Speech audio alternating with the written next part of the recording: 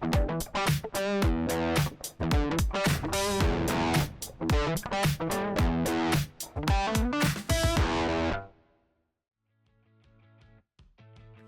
guys, welcome back. Today I'm going to be showing you how to paint up the Great Unclean one. And as always, I'm going to be trying to do something a little bit different with this paint scheme. And instead of going for the standard green Nurgle flesh, I'm going to try and come up with a really nice, rotted, decayed flesh look, which is going to involve a little bit of work to build up that depth of colour. So let's get started. So beginning with a purple base coat of Army Painter Terrestrial Titan, which is just a really deep purple colour, I'm going to apply a white zenithal over the top of the entire model. And that's going to give us a nice bright base to start with, while leaving all of the shadows and recesses in the deep purple.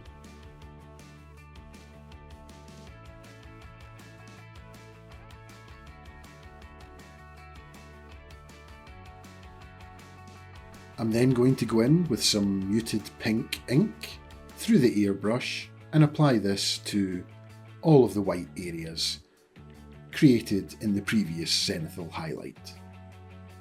And this should be applied to all of the white areas on the model, which will leave us with a nice muted pink colour with some deep purple left in all the shadows and recesses.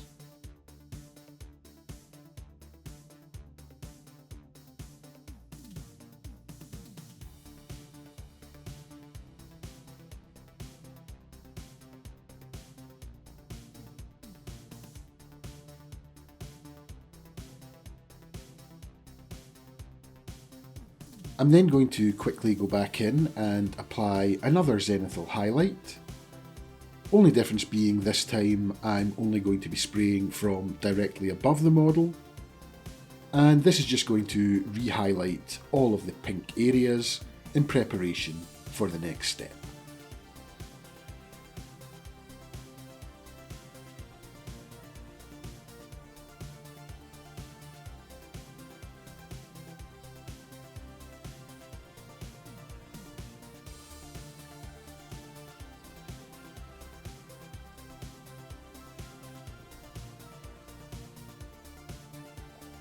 Next up, it's time to add some green into the mix, and to do that I'm going to be using Army Painter Camouflage Green. And the idea here is I'm just going to be applying this green colour over all of the white areas created in the previous zenithal step. So for the first part of the process we built up a lot of nice purple, pink, magenta shadows. And for this part of the process we're just adding some green midtones to the entire model.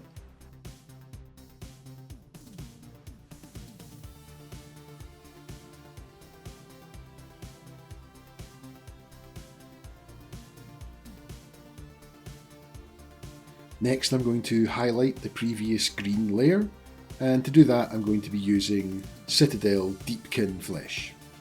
And I'm just going to apply this in the exact same way I would apply a top-down zenithal, making sure I hit all of the top-facing surfaces, which is going to brighten up and highlight all of these areas in preparation for the next step.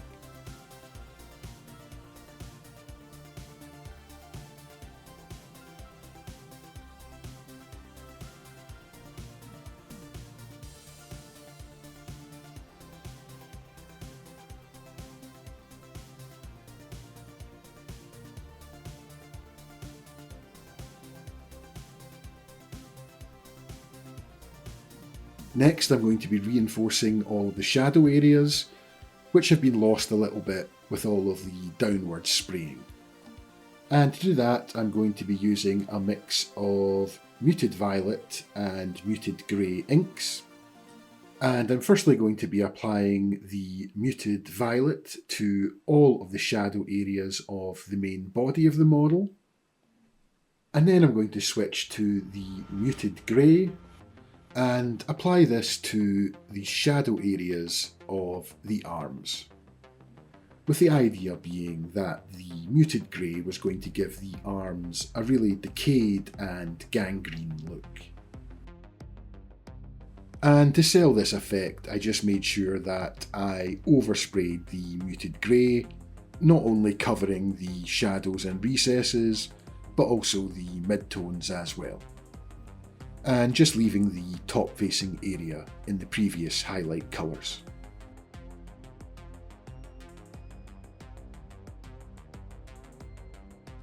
Next up, I'm going to be applying a flesh tone over all of the green areas. And to do that, I'm going to be using Daler-Rowney Peach Pink ink. And I'm just going to airbrush this over all of the green areas on the model, leaving a little bit of the green still left visible behind. And because I'm using a flesh-coloured ink rather than a flesh-coloured acrylic paint, this layer will just tint the green in the flesh colour, rather than completely covering it up like it would with acrylics. So we're still going to get a lot of that green tone still visible underneath the flesh tone.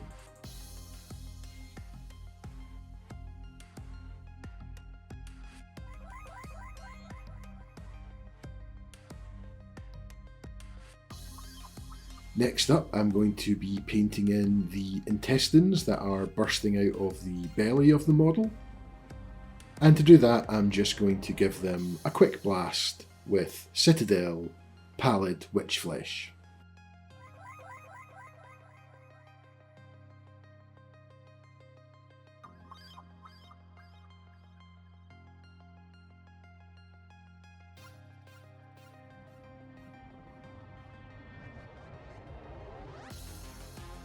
Next up, I painted in the loincloth.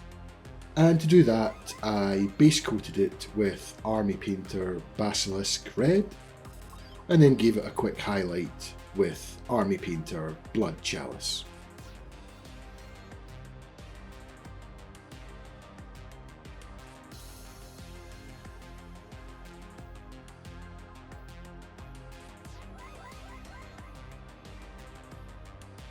Next up, I'm going to be putting away the airbrush and switching to the normal brush, and I'm going to be applying a base coat to all of the areas in the model that are still unpainted. Firstly, I'm going to be using Army Painter Gunmetal to paint in the blade of the sword.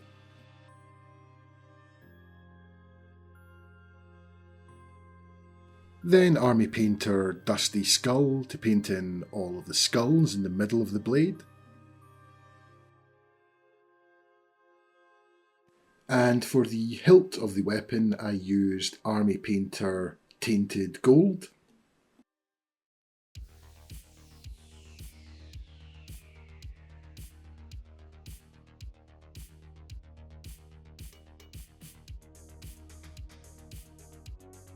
And for all of the brown areas on the model, I used Army Painter Brigadine Brown. And this included the leather handle on the sword.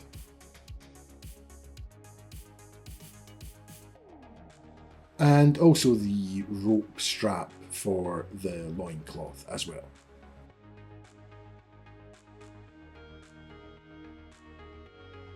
I then went in with Army Painter Paratrooper Tan, just to apply a quick highlight to these brown areas.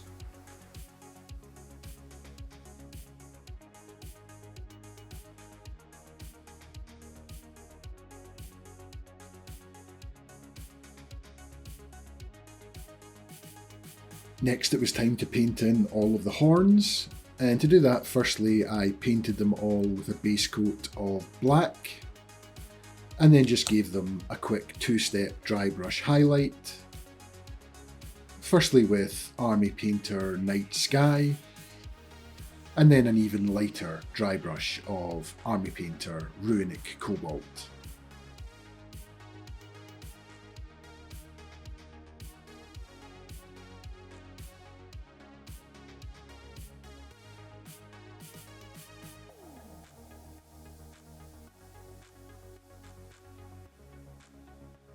Next up, I painted in all of the fingernails, toenails and teeth. And to do that, I used the Army Painter Deep Skin Triad. I firstly base coated all of these areas in the darkest colour, the obsidian skin, and then applied a two-step highlight process, starting with Mocha Skin, followed by Amber Skin.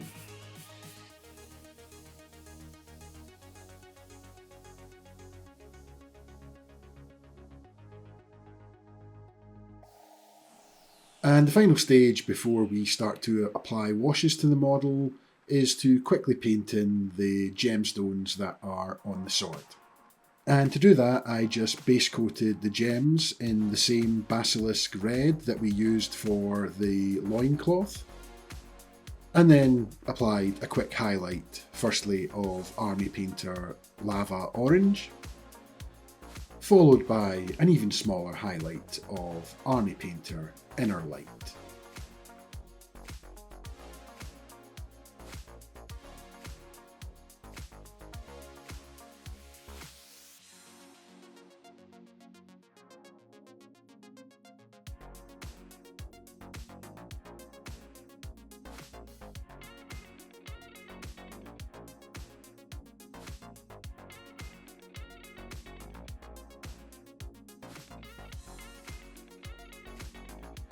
Now that the model has been fully base coated, it's time to bring it to life with some oil washes.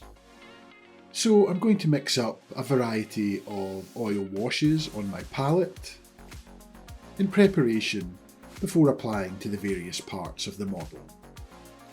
And the colours that I'll be using are burnt sienna, magenta, phthalo blue, cadmium red and black as well.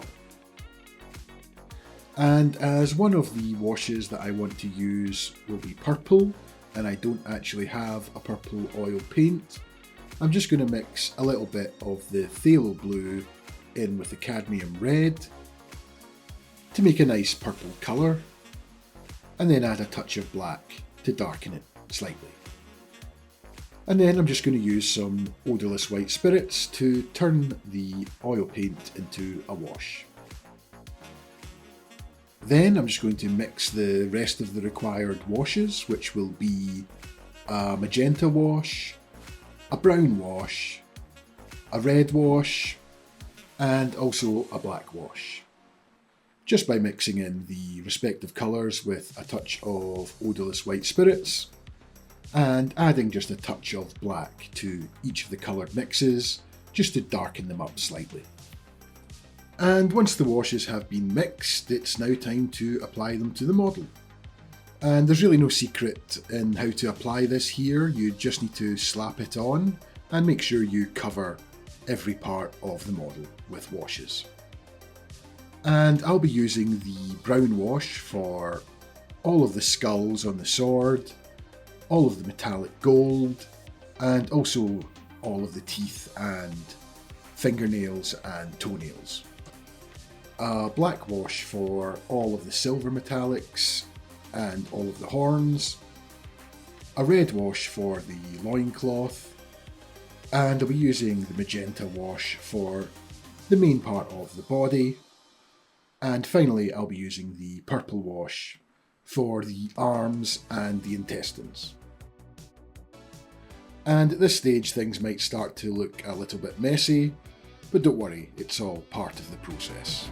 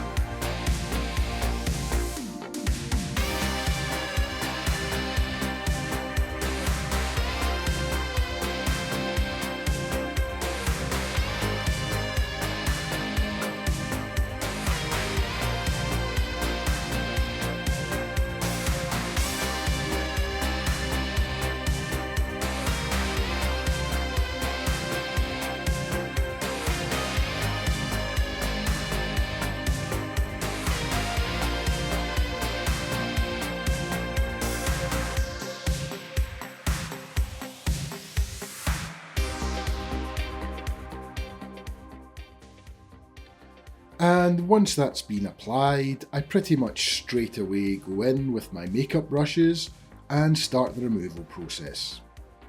And you really need to be careful here and be gentle with the makeup brushes, as if you start to aggressively attack the surface of the model with a brush, it will remove the previous layers of paint. But if you're nice and gentle, there's nothing to worry about, you'll just remove the top layer of oil, and that's exactly what we're looking to do here. So just take your time here and slowly work your way around the model, removing as much of the excess oil as you can. And this won't remove all of the oils, but it will remove the majority of it. And once I've done a full pass with the makeup brushes, I then go in with a clean synthetic brush and a tiny little bit of white spirits to dampen the brush, and use that to get into some of the harder to reach areas and some of the areas on the higher highlight points where I want to remove more of the oil pigment and reveal more of the previous layers.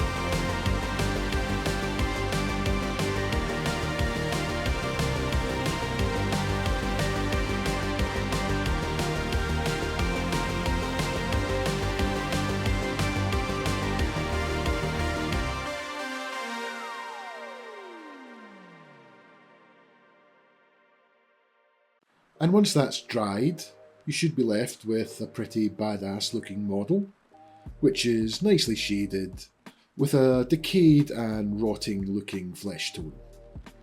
And at this stage you could just leave it and be finished with the model, or you could go in and highlight up and edge highlight all of the sections. The choice is really up to you. I decided to go back in with a flesh coloured oil paint and slightly highlight up the skin tone a little bit. I also did the same with the bones that are on the sword. And I also got these new oil brushers, which I really wanted to try out. I got various colours, including some metallics, so I thought I'd give them a try here. And I just applied a few small drops of this to the blade and the handle of the sword, and then used a dry brush to feather out the oil paint and blend it into the rest of the metallics.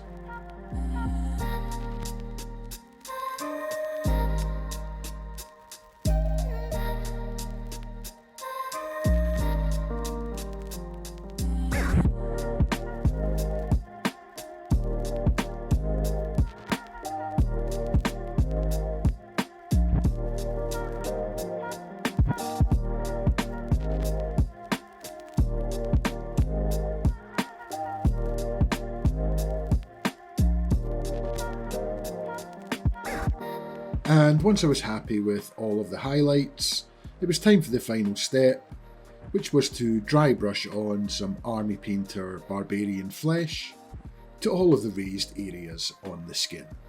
And this final dry brush step will just help the model pop a little bit more. And after that, the model is complete and ready to be based.